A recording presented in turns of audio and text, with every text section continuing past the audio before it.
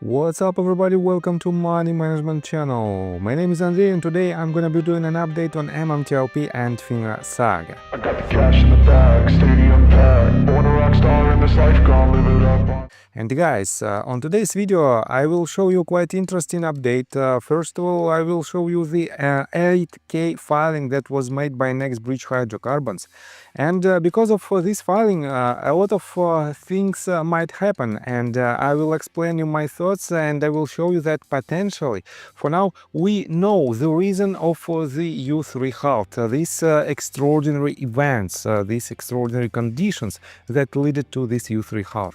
On top of that, I will show you an update in some of our litigation processes, and I have to say that, in my opinion, the ball is rolling, and we can see a real snowball effect in these cases, and that is why, guys, stay tuned. And if you want to know more about technical analysis, if you want to enhance your trading skills, feel free to subscribe to my YouTube channel and to join my Patreon account. And guys, to be honest, within next couple of weeks I will remove a couple of tiers, low cost tiers. I will add much more perks, much more benefits for the Safe Haven tier and for the gold tier as well.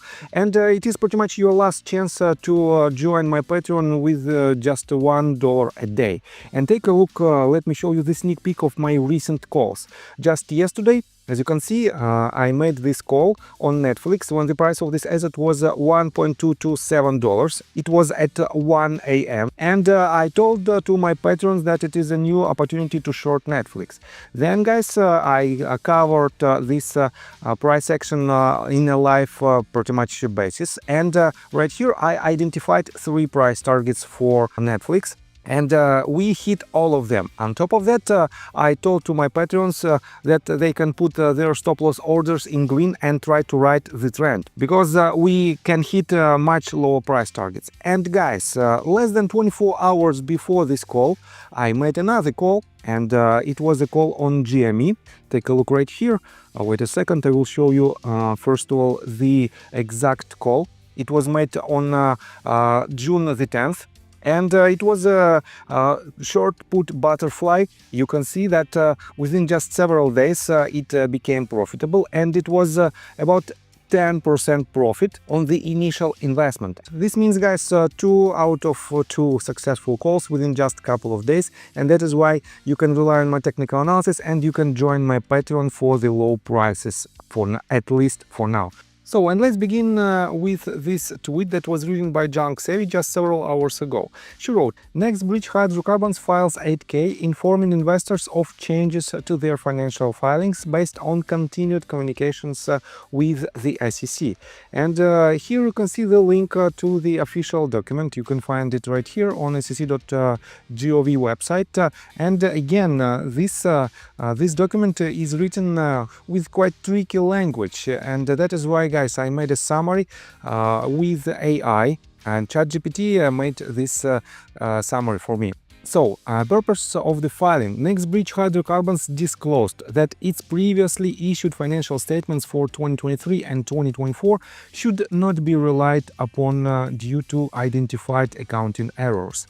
Here is the errors that were identified. Incorrect valuation adjustment of oil and natural gas properties in the Orogrande project during the spin-off from Metamaterials. And guys, this very first bullet point leads me to the conclusion that, well, was this incorrect valuation made intentionally, or it was just a pure typo or some kind of error, technical error?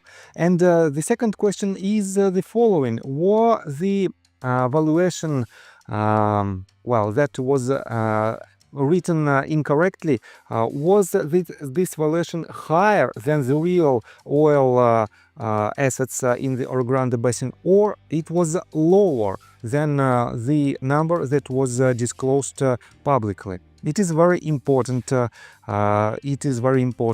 Point. Next one: misapplication of impairment for the carrying value of Orogrande project assets. Another quite interesting, statement. Next one: using an independent stock valuation for Wildcat project assets instead of the actual cash received from asset sales. And guys, all of these bullet points. You have to think twice before make any conclusions. Because you should know was this first of all, was the value of these assets higher than the real valuation, or it was lower than the real valuation? And the second question is that was this mistake made intentionally, or it is just a pure typo or some kind of technical error? Next one: period affected fiscal year 2023 and quarterly periods in 2023-2024. Planned actions: return property valuations to historical cumulative basis pre-spin-off. Reverse a 100% impairment recorded at the end of 2022. And another one: update the accounting method for Wildcat project asset sales. Future filings: affected financial statements will be corrected and included in 2023 Form 10-KA amendment to the 2023 annual report and 2024 Form 10-K. So, conclusion: NextBridge Hydrocarbons is working to correct past financial statements due to valuation and impairment errors. The company plans to update its filings soon and advises stakeholders to exercise caution until the restatements are completed. And guys, this document is a potential, could it be the reason of the U3 Halt implementation? Because if FINRA and SEC knew about these filings and that these filings were made incorrectly, is it possible that they implemented U3 Halt in order to protect retail investors from this procedure of spin-off, where the people should receive dividends from the selling of these assets?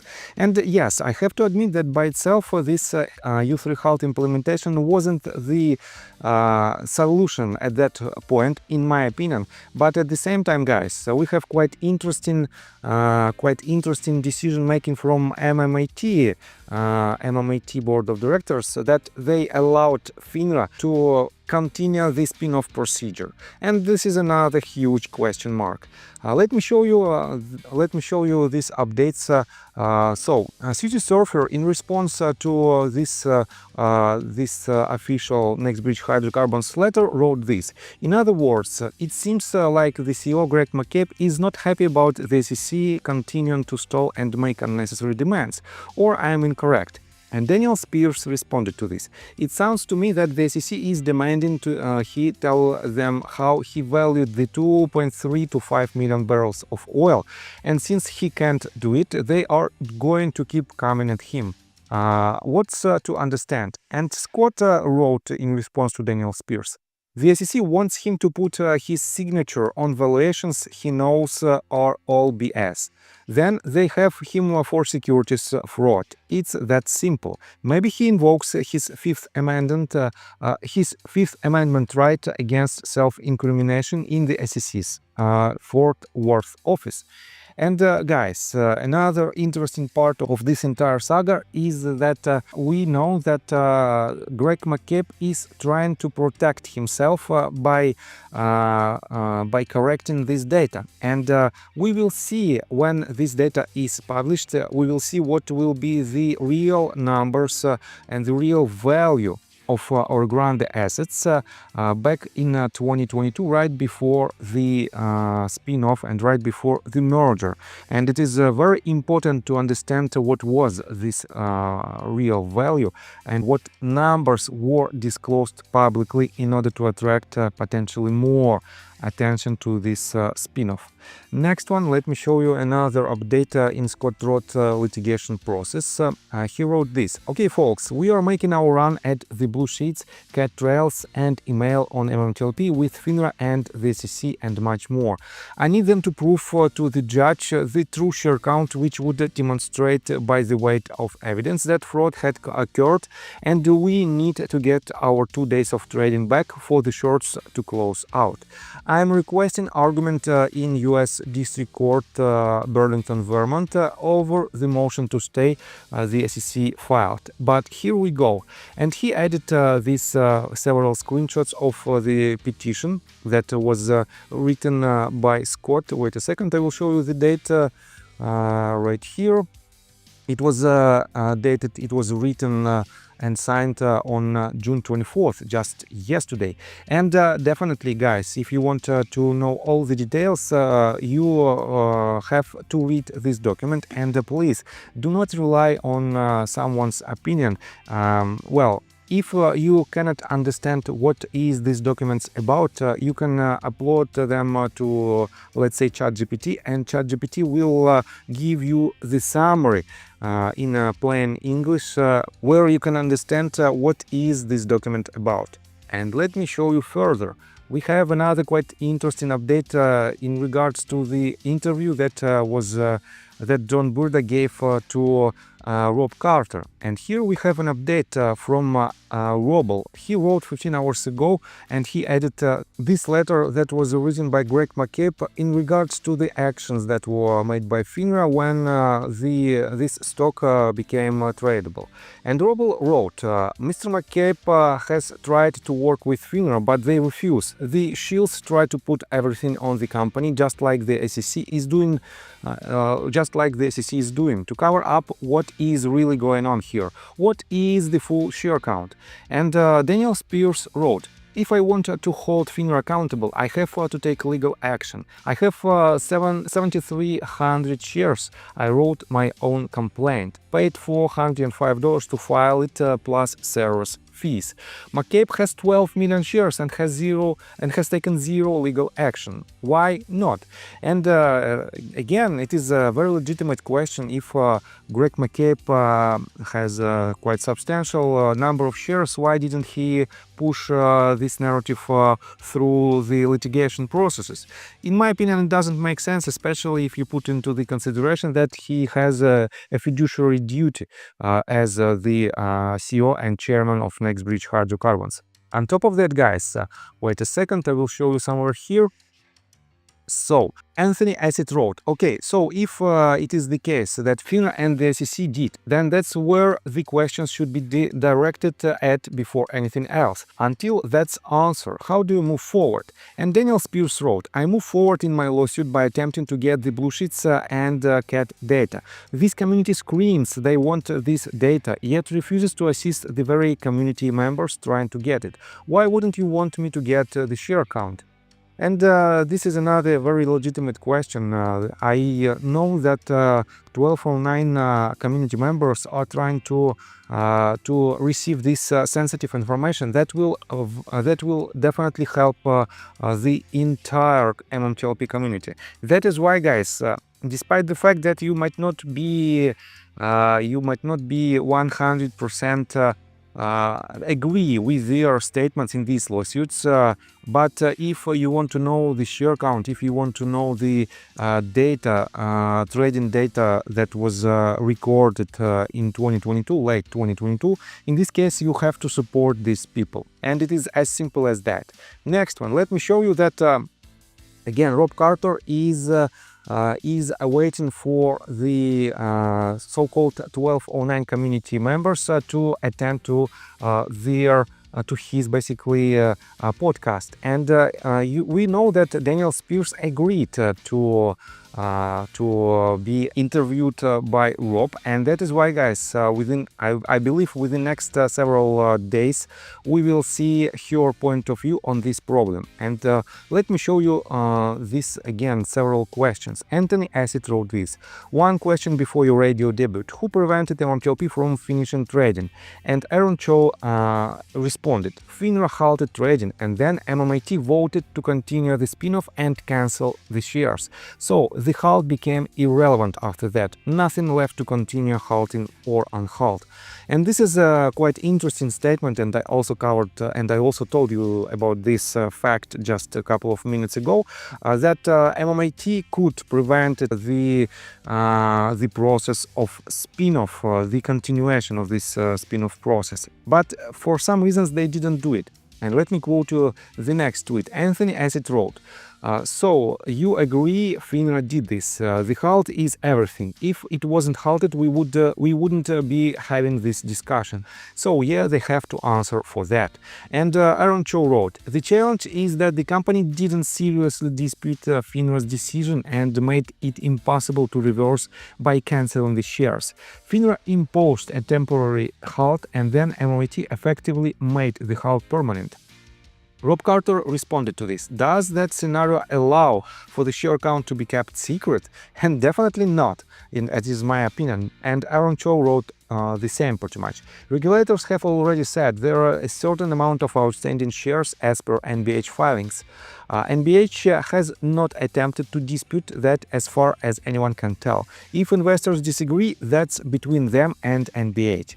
And this is quite interesting statement because it is pointing to the Next Bridge Hydrocarbons Board of Directors. And we know that for now we have these lawsuits that are trying to receive some information from them, but for some reasons Greg McCabe and other members of the board of directors are refusing to do this for some reasons again. And Anthony Asset wrote, of course it doesn't. If anything, it allows for the share count to come out. If just to prove that FINRA has nothing to hide, FINRA had the keys to a nuke and they used it. We need to know the reason they used it. We believe it was to hide the imbalance. Prove us wrong. And Progressive Libertarian wrote that NBH share count is not a secret, and he refers to basically all official statements of Next Bridge Hydrocarbons. But guys, I agree with this fact that we know that originally it was around 165 million shares during the spin-off process. Then it was diluted to somewhere around 245 million shares because of the recent filings from Next Bridge Hydrocarbons. But the question is following. We know the number of shares that were issued by Next Bridge Hydrocarbons, but how many shares were allocated through the broker-dealers? And we have to know this number and compare it with the number of shares issued and outstanding at that point in order to see this imbalance. And we know that FINRA confirmed at least 1.65 shares, 1.65 million shares of this discrepancy, and this might be only the beginning. But unfortunately, we don't know any other.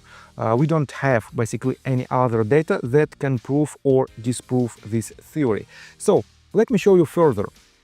This is another tweet from Junk Savvy in response to Rob Carter podcast, and Squatch wrote this: there is no excuse for Congress to not take immediate action on obtaining share count for MMTLP unless they have something to hide. And Junk Savvy wrote, Rob Carter, thank you for your continued coverage of the MMTLP fiasco. What is the MMTLP fiasco? At this core, it's very simple. Either investors were defrauded with counterfeit shares or not. The regulators tasked with protecting investors failed at every turn to accomplish their mission. Instead, they have conspired with the protected criminal enterprise, destroying our capital markets with counterfeit shares. Their refusal to cooperate with congressional oversight regarding MMTLP serves to prove their allegiance to the criminals and not American investors, including veterans. Market manipulation affects us as all 401ks, IRAs, and pension funds. If nothing is wrong, where is the transparency? What are they hiding? What is the share count?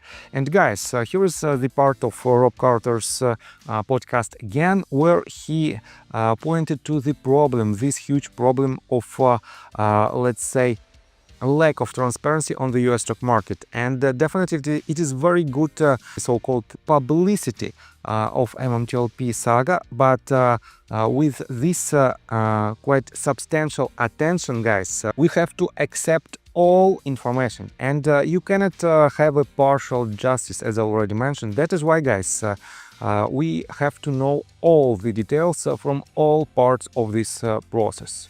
So let me show you another update, this time Well, Scott wrote 13 hours ago in response to Samantha wrote this tweet about Wes Christian and his, let's say, his silence in the most recent actions, in the most recent conversation in the court case. So he wrote, "You realize that Wes has made criminal allegations against me, Daniel Spears, Jason Rolla, Matt Peace, Conti Wilcott, multiple times in writing, different jurisdiction, with absolutely no proof. You think all of us are just going to walk away, or do you think the counter battery will be not just on him but also his law firm?